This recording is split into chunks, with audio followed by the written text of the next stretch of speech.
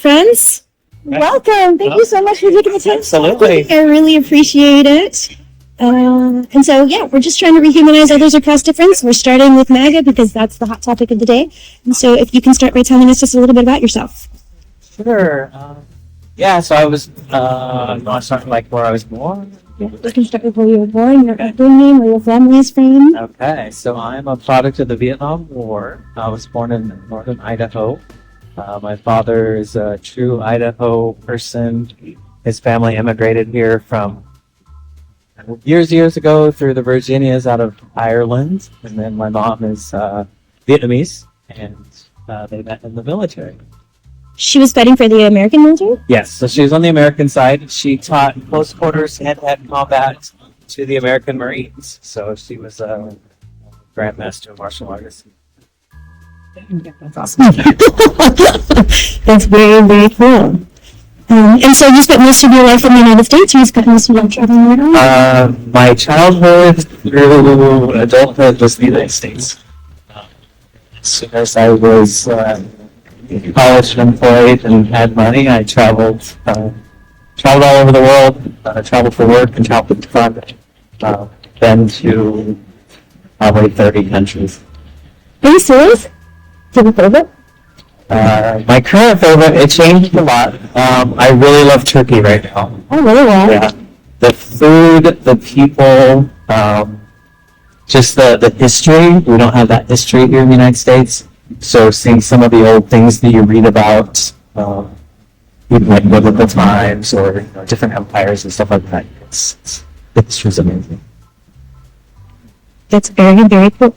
And we were talking before, you mentioned that you have siblings. Yeah. So I am one of 10. My mother had 7 children in Vietnam, and then there was another one that immigrated here that I don't know before my time, and he supposedly lives in the Virginias. And then I have a brother that I grew up with in my household that I believe was my only brother for a long time. Oh, right. Wait, how did you find out that you had more siblings? If you thought this was your only brother? So I was on a trip. I used to always only go to Vietnam with my mom, and my mom holds really close control over the family. So all my siblings in Vietnam, I thought they were my cousins. And this last trip when I went, my mother did not go, and they all opened up to me and let me know all of the truth. That was March. That was this year, March. That's insane. So I knew a lot of them. So I knew a lot of them, and for them it was really, they knew, everyone knew the facts. So they were really excited. They were actually able to tell me and share them. What was your reaction to that? That's huge. I'm still in awe right now. Does your mom know that you know? No. Oh my gosh! That's some of the fun that I have right now. Is I do little hints that I know things, or little comments that I know things. But my mom's really old, like 88. So my other sibling said, don't confront her, let her live her life. So I don't know. It's just interesting. Oh, that's huge. I can't imagine how I would react to that. That's crazy. And so we're on a mission to rehumanize others across difference, and I'm collecting stories from storied people. And so we're going to talk a little bit about, if it's okay, your experience with MAGA. I'd like to debunk some of this stuff. I'm sure it's human to me, but I'm just not sure. I'm not MAGA, so. So can you tell us about your political history? Like, how did you end up there? So political history is interesting. Growing up in Idaho, everyone is Republican. And that's just how it is. Grew up in the Bible Belt. Grandmother was very strict. Church of the Nazarene Christian, very traditional. So that's just what everyone was. So my pathway, I guess, my mother was Buddhist. So I grew up in a blended household, post-Vietnam War, in an area that was very racist to anyone who wasn't white. So I grew up kind of in a mix. So my grandmother was an influence of Christianity. My mom was a big influence in Buddhism, and she still is now. So I guess when I I was brought up Christian for the most part. I was baptized Christian. And then the political side was interesting because when I moved to Seattle for college, I think growing up when you don't make money, you don't have money, I was probably definitely more liberal. So a lot more open, I came to this I had all these various friends, and it was a different time. I got along with them. This was back in the 90s. But then I think a lot of stuff changed politically so here's an interesting thing, and Steve doesn't even know this. I voted for Obama. Did you really? Yes. So that was in the time where I said, everyone was a little more, it was something that was like, it was change, right? And, Kid Rock actually played at Obama's inauguration, if people don't know that, right? So it wasn't that it was a time where like, oh, this guy's going to change everything. It was just different. It was something that was a good thing, right?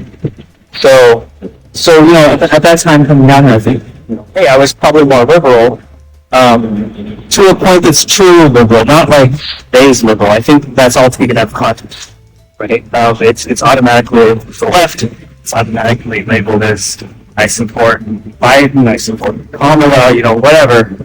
Just like now, the Republican narrative is, oh, I'm a Trump supporter, this and that, blah, blah, blah, and all that. I did vote for Trump, but I don't agree with everything else. So the MAGA movement has gotten a wrong narrative attached to it as well. So most people think that it's just Trump, only because he promoted. No. He's in the after. He was in the. Yeah. So right now, anything that anyone says that doesn't agree with the left narrative is automatically Donald Trump. Mm-hmm. But for me, it's like I don't care who that person is in that position. What I believe for like the MAGA movement is I like working for Carrie. What we want as Americans in life, right? We want to get married. We want to have kids. We want to have a house. We want to have our kids play outside without getting, murdered or beat up or, we all want that, the original American dream, right?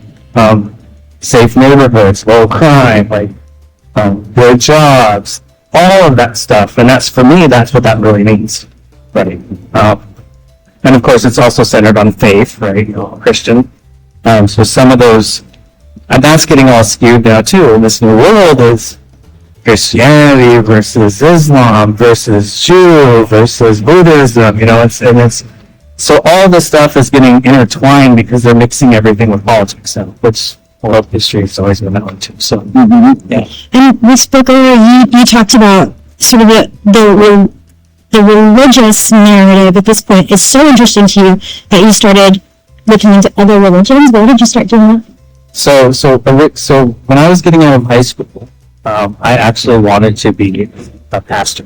Mm-hmm. So my goal was to go into biblical studies and become pastor, right? But then I learned about the business side. So I was following an evangelist, and I was going to multiple different denominational type Christian churches, Catholic churches, Baptist churches. And the more I learned about how corrupt it was, it turned me off of it, right? So my faith was still Christian. It's hard. So my faith is, I believe in Jesus Christ, right? Mm-hmm. The Christianity portion is the part that I struggle. And I think that's what's happened across a lot of religions, right? And I see the manipulation of power and how people use religion for control and for taking, world history, right? Every empire was all based on different religions, even the Roman Empire, right? These gods and whatnot, that was crumbled. And that's where it links back to Turkey, too. I was in Istanbul, and we're in the Grand Mosque, and it's been multiple different religions that have occupied the facility. And it's just, so for me, it's like, to understand what's going on in the world, a lot of people are against, I'm against Muslims, I'm against Islam. Well, have you read the Quran? No. Okay, what do you base your decisions on? It's just like the anti-Christian people when you talk about that. Have you read the Bible? No. Well, what's the issue, right? Have you read the Torah? For for the Jews. No. So for me, it's like to better understand everyone else, people. I want to understand why they believe what they believe and what's the basis of those beliefs. And then I can, it's something I do.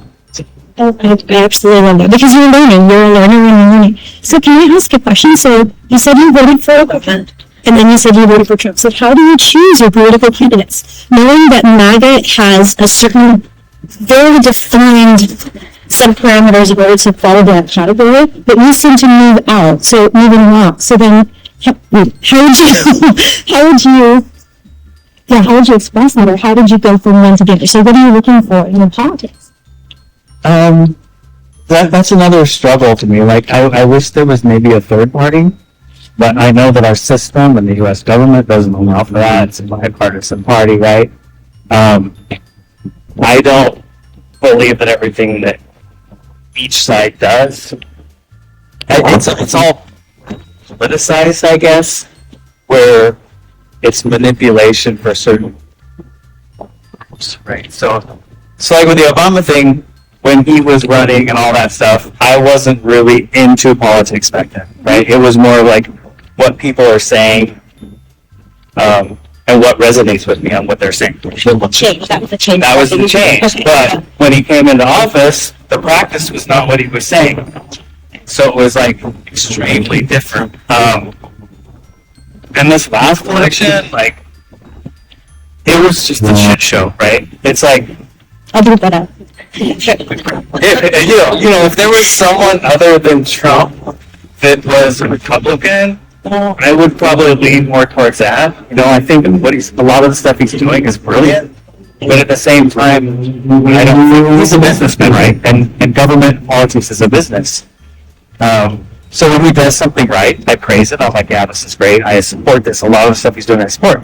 When he does something wrong, I'm like, I criticize it, because just because I voted a certain way doesn't mean that I approve of everything that they're doing.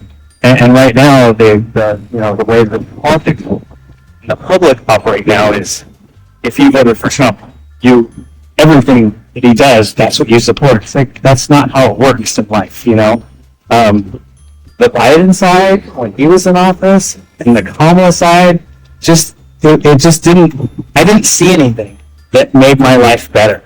I saw all my finances go down. I saw our work being outsourced. I saw like a lot of things that happened where I'm like, is this good for the American people or not, right? And then just it was a better option, right? Because the world looked at us and said, those are the two best people you guys are giving us? Like, you're America, the world superpower, and those two people, in their first debate, the whole world was laughing at us like, really? But America did need a really strong, dominant force, whether people like Trump or not. Mm-hmm. He was the person that had to turn around the country. I couldn't imagine having someone else that was weak in the position in our current global environment, because all these other countries, you got the Putins, you got the North Korea, you got all these superpowers that are coming into play. China, you have India, right? There's these countries the sleepers that are, you can't have anyone weak. You have to have someone who's going to like stop things and put things in perspective and say, no, this is not okay. And so I think for that, he was the best choice of what was presented to us. So I love that. I think it's very well articulates what was going on inside in your head and in your heart, right? Because that's what it is, right? Because you have a wish in your heart for what you hope America could be, and that's what led you to vote. Yep. And that's amazing. We're going to turn around this is. Follow me. Just wait to look at the camera. All right, great. Yeah. And so what would you hope? If you did this interview so quick, you were just like, yes, I'm on board, do this thing. What were you hoping? Like, what is the message that you hope to get out? Or what's it? I think a lot of it, talking with some of my close friends who we can have conversations like this, is to break down those barriers in the left and the right.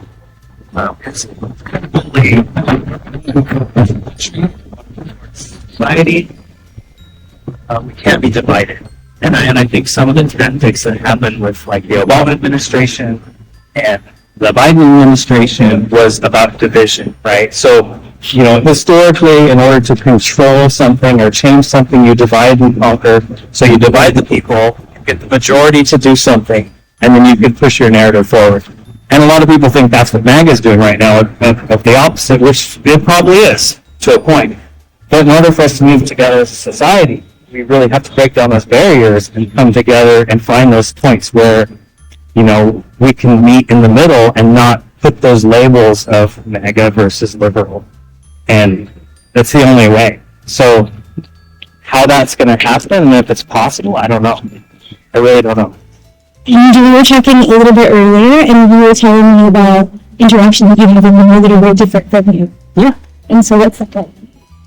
So I pick and choose my conversations, and you can feel out people, right? So there's certain people where I can approach having the dialogue, which is really great because I think that's learning, and you can educate each other.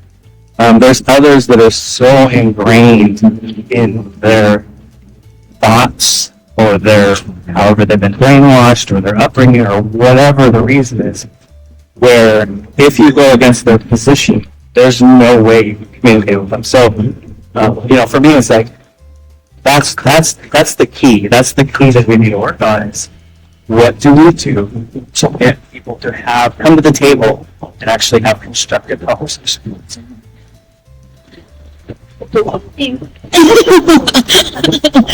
That's great. That's exactly what we're trying to do. And so you the two of you work together. That's how I found you. You guys know about your political backgrounds. And do you advocate your MAGA, or is it something, how do you feel about it? Especially because we live in this very liberal area, right? So how do you recommend I wouldn't wear a MAGA hat walking around, at all. And it's not because it's not what I don't believe in. It's because of that division. If I'm going to do that, I'm automatically building a wall where I can't have a conversation, right? So when you if you have an opportunity where you can have a conversation with someone without building a wall immediately, that's where you have some growth. Right? It's like if I was walking around Northern Ireland wearing a Biden shirt, because automatically you're going to be labeled. You're going to be put into this. You're that person. You're that type. This is what your beliefs are. And you're not going to have a conversation that's constructive.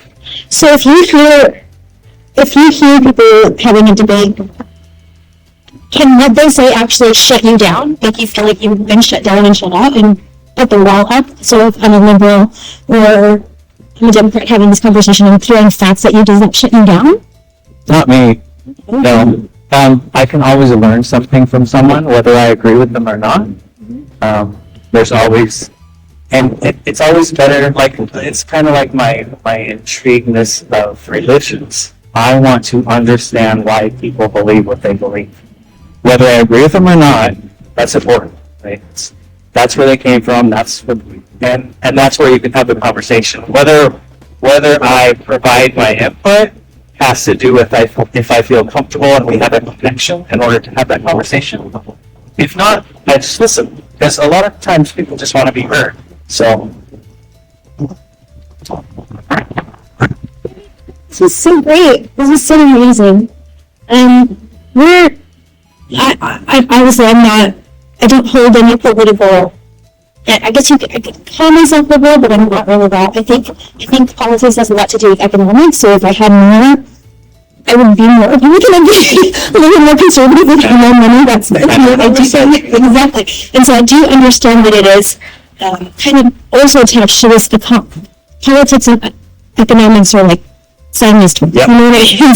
And so I think that having these conversations for me,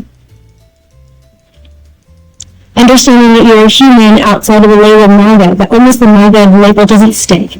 Because it is such a human constructed, it's a strangely human constructed thing, but it implies so much. And so thank you so much for taking the time to define that for us. And really define it for people that are tuning in and have their ideas about what it means to be. It has been such a delight talking with you. You're welcome. It was good. Thank you. Thank you so much. And I'm going to end on a hug, but I'm not going to show your face. Oh, thank you.